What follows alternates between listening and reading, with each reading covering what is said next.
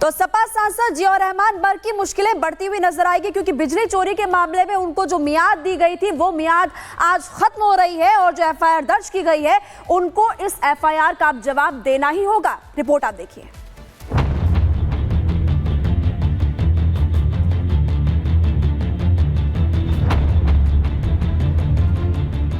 ये है संभल से सपा के सांसद जियाउर रहमान बर्क, जिनका नाम संभल में भड़की हिंसा से क्या जुड़ा। एक के बाद एक नए आरोपों से उनका सामना आम हो गया है। सपा सांसद एक तरफ जहां संभल हिंसा के दाग को धुलने में लगे हैं, तो बिजली चोरी के आरोप में उन पर अब मुसीबत की बिजली गिरी है। हिंसा मामले में दर्ज एफआईआर को रद्द करने के लिए बर्क की कोर्ट में लगाई गई अर्जी खारिज हो गई है। राहत की बात है कि कोर्ट ने गिरफ्तारी पर रोक लगा दी है, लेकिन जांच जारी रखने और सपा सांसद को सहयोग करने का आदेश दिया। वहीं बिजली चोरी का आरोप अब भी बरकरार है।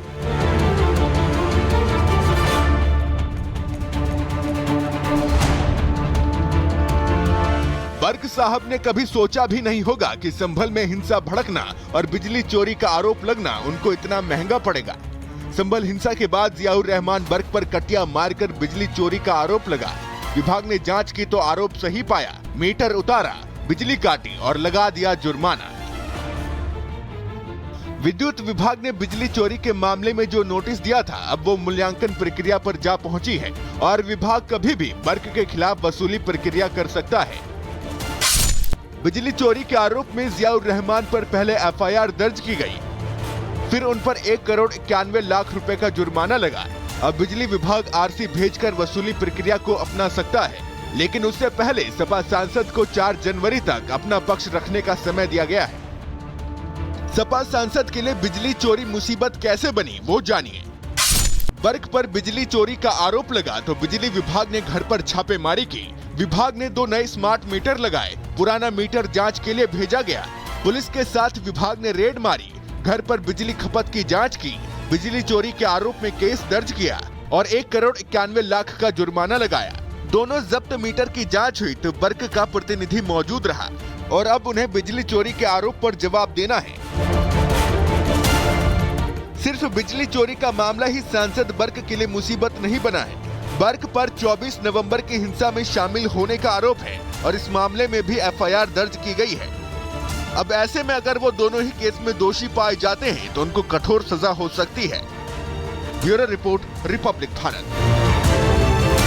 और इसी खबर पर जानकारी देने के लिए हमारे साथ साहिल जुड़ गया। साहिल का रुख कर लेते हैं। साहिल, देखिए, जिस तरीके से अगर बात करें सांसद बर्क की, तो उनकी मुश्किलें तो चौतरफा बढ़ने वाली है, क्योंकि देखिए मियाद अब पूरी हो चुकी है और अब ये बताया जा रहा है कि गाज गिरनी तय है।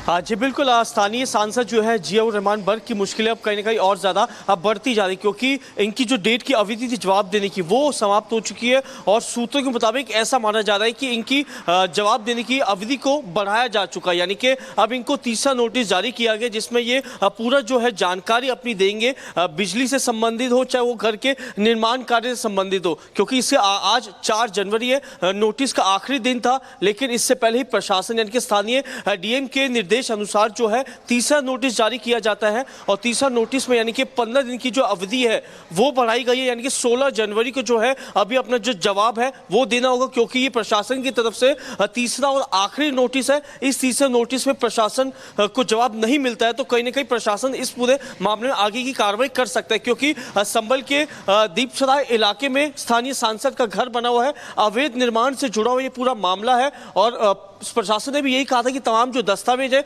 वो दिखाए जाए और लीगल है तो दस्तावेज दिखाए जाए, इलीगल है तो अवैध तरीके के निर्माण मामले में प्रशासन ने जवाब मांगा तो जो अभी तक जवाब नहीं दिया गया। तो कहा जा सकता है कि आने वाले दिनों में स्थानीय सांसद की जो मुश्किलें और बढ़ सकती है और प्रशासन जो है वो कार्रवाई की तैयारी भी कर सकता है, क्योंकि इससे पहले भी देखा जाए कि उनका बिजली का जो बिल था 1,91,00,000 का आया है, उस मामले में मुकदमा दर्ज हुआ है। दूसरा संभल में जो 24 नवंबर के दिन हिंसा बढ़ी थी उस मामले में भी मुकदमा दर्ज हुआ है। तो कहा जाए कि जो मुश्किलें हैं वो सांसद की लगातार बढ़ती जा रही है। इस बार तीसरे नोटिस में जवाब नहीं देते तो प्रशासन लीगल एक्शन ले सकता है। तो लीगल एक्शन की तैयारी यहां पर ली जा रही है और बर्क की मुश्किलें जो हैं वो बढ़ती हुई नजर आ रही हैं। साहिल बने रहिए, वापस आपके पास यहां पर लौटें और बड़ी अपडेट आपको दें। समाजवादी पार्टी सांसद बर्क को एक और नोटिस जारी हुआ है। अवैध निर्माण पर जवाब देने के लिए और समय यहां पर दिया गया है। समाजवादी पार्टी सांसद बर्क को नोटिस। एक बार फिर से मुश्किलें लगातार बढ़ रही हैं समाजवादी पार्टी सांसद जियाउर रहमान बर्क की, और एक और नोटिस यहां पर जारी किया गया है और साथ ही जवाब देने के लिए और समय यहां पर दिया गया है। अवैध निर्माण पर जवाब देने के लिए यह समय जियाउर रहमान बर्क को दिया गया है। तो अलग अलग मामलों में मुश्किलें बढ़ती हुई नजर आ रही हैं जियाउर रहमान बर्क की, और अब एक और नोटिस जारी कर दिया गया है सांसद महोदय को, और साथ ही जवाब यहां पर देना होगा अवैध निर्माण को लेकर, जिसके लिए समय इस नोटिस के जरिए उन्हें दिया गया है। वहीं साहिल हमारे सहयोगी लगातार हमारे साथ यहां पर बने हुए हैं। साहिल, अवैध निर्माण मामले में कुछ और वक्त दिया जा रहा है जियाउर रहमान बर्क को, जो अपडेट आ रही है? हाँ जी बिल्कुल, प्रशासन की तरफ से तीसरा नोटिस जारी किया गया है स्थानीय सांसद बर्क को, और ये कहा गया कि आपको 15 दिन की और मोहलत दी जाती है। 15 दिन के भीतर जो है आपको ये जवाब और तमाम जो दस्तावेज है घर से जुड़े वो प्रशासन को दिखाने होंगे कि ये अवैध तरीके से निर्माण कार्य घर का नहीं बना हुआ है। यानी कि 16 जनवरी को इनको सांसद को जो है प्रशासन को जो फाइनल जवाब है वो देना होगा, क्योंकि इससे पहले दिसंबर के महीने में पहला नोटिस दिया जाता है कि जिस जगह पे संभल के दीपसरा इलाके में स्थानीय सांसद का घर बना हुआ है वो अवैध निर्माण है, उसमें जवाब जो है सांसद की तरफ से नहीं दिया जाता है। फिर 28 दिसंबर को दूसरा नोटिस जो है प्रशासन की तरफ से दिया जाता है कि 4 जनवरी तक जो है आपको निर्माण कार्य को लेकर जो है अपना जवाब दाखिल करना है प्रशासन को। आज 4 तारीख हो चुकी है, लेकिन स्थानीय सांसद की तरफ से कोई भी जो जवाब नहीं दिया गया, और अब नोटिस एक और जारी हुआ है। बहुत शुक्रिया साहिल हमारे साथ यहां पर जुड़ने के लिए, और इसमें वक्त दिया गया है जियाउर रहमान बर्क को कि अपना जवाब वो अवैध निर्माण को लेकर यहां पर दें। चलिए आगे बढ़ते हैं और अब बात करते हैं राजधानी दिल्ली की, जहां पर विधानसभा चुनाव से पहले आखिर कैसे पोस्टर वॉर देखने को मिल रहा है। दिल्ली बीजेपी की तरफ से पोस्टर जारी किया गया है, आपदा कहा गया है आम आदमी पार्टी को। बीजेपी की तरफ से इस पोस्टर के जरिए दिल्ली बीजेपी ने इस पोस्टर को जारी किया गया, और आप देख रहे हैं ये पोस्टर जिस पर लिखा है आपदा को नहीं सहेंगे, बदल कर रहेंगे, और इसके जरिए बड़ा हमला आम आदमी पार्टी पर बीजेपी की तरफ से बोला जा रहा है। दरअसल इस विधानसभा चुनाव क्योंकि हाल ही के दिनों में होने वाले हैं, जिसकी तैयारियां जोर शोर से चल रही हैं, प्रधानमंत्री नरेंद्र मोदी की तरफ से रैली की गई, पूरा माहौल बदलने का दावा किया जा रहा है राजधानी दिल्ली में। तो बीजेपी की तरफ से एक्स पर ये फोटो जो है वो पोस्ट किया गया, एक पोस्टर पोस्ट किया गया है जिसके जरिए आम आदमी पार्टी पर निशाना साधा। देखिए, दिल्ली विधानसभा चुनाव में प्रधानमंत्री नरेंद्र मोदी की एंट्री भी हो चुकी है, जिसमें पीएम मोदी का जब संबोधन हुआ तो पीएम मोदी ने आम आदमी पार्टी सरकार यानी कि आप सरकार को आपदा सरकार बता दिया। रिपोर्ट आप देखिए।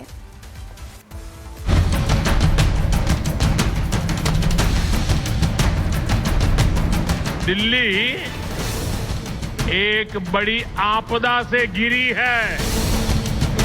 आपदा दिल्ली में नहीं आई, आपदा भाजपा में आई हुई है। 3 तरह की आपदा भाजपा में आई हुई है।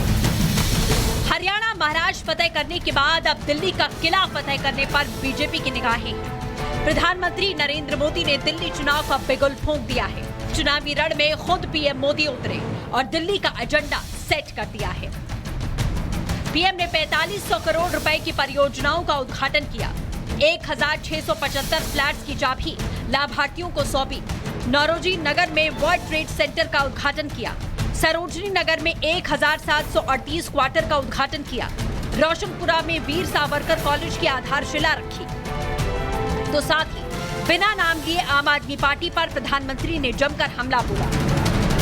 10 वर्षों से दिल्ली एक बड़ी आपदा से घिरी है।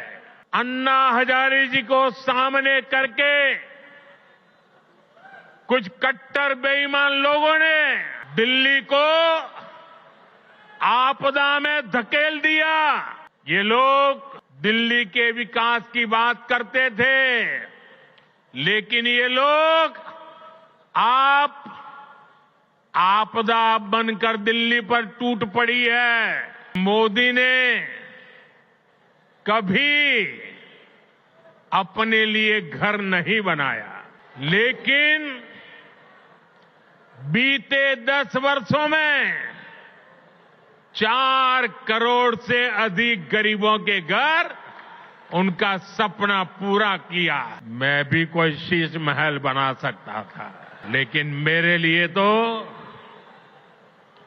मेरे देशवासियों को पक्का घर मिले, यही एक सपना था। प्रधानमंत्री मोदी ने जिन परियोजनाओं की सौगात दी है उसमें वीर सावरकर के नाम पर कॉलेज भी शामिल हैं। ऐसे में कांग्रेस को कांटे चुभना लाजमी था। वहीं मोदी ने कड़ा प्रहार किया तो केजरीवाल भी मैदान में उतर गए। 3 तरह की आपदा भाजपा में आई हुई है।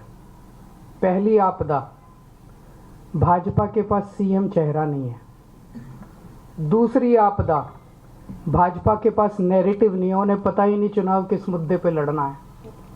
तीसरी आपदा, भाजपा के पास कोई भी एजेंडा नहीं है इस चुनाव के लिए। 10 साल दिल्ली को आपने बर्बाद किया है, इसलिए कह रहे हैं आपदा नहीं सहेंगे, बदल के रहेंगे। अपना जो तुमने शीश महल बनाया उसका जवाब दो। सावरकर जी का दिल्ली के आसपास, दिल्ली या इधर कोई बहुत बड़ा योगदान नहीं रहा। दिल्ली में एक से एक क्रांतिकारी, एक से एक बड़े स्वतंत्रता संग्राम सेनानी, पर दुखद यही चुनाव सामने है। चलो पोलराइज ही कर लेते हैं। दिल्ली को उन्होंने क्या सहयोग दिया है? घोषित करते हैं खाली, हर काम में बाधा डालने का काम मोदी जी ने और भारतीय जनता पार्टी ने किया। प्रधानमंत्री मोदी ने आज साफ संदेश दे दिया है कि दिल्ली की कुर्सी का रास्ता विकास से होकर ही जाएगा। तो वहीं आम आदमी पार्टी भी बीजेपी पर पलटवार करने से पीछे नहीं हट रही। अभी तो चुनावों की तारीख भी नहीं आई, तब सियासी माहौल इतना गर्म हो चुका है। आने वाले दिनों में वार पलटवार का दौर ऐसे ही जारी रहेगा। Bureau report, Republic Bharat. तो चुनावों से पहले राजधानी दिल्ली में पोस्टर वॉर तो जमकर हो रखा है, लेकिन इस बीच एक नारे की एंट्री हो गई है। जी हां, ये वही नारा है जिसके जरिए बीजेपी ने हिस्टोरिकल विन हरियाणा और महाराष्ट्र में हासिल की थी। मैं बात कर रही हूं ना बटेंगे ना कटेंगे वाले उसी महा फॉर्मूले की जो कि सीएम योगी आदित्यनाथ द्वारा दी गई थी। रिपोर्ट के जरिए देखिए आप।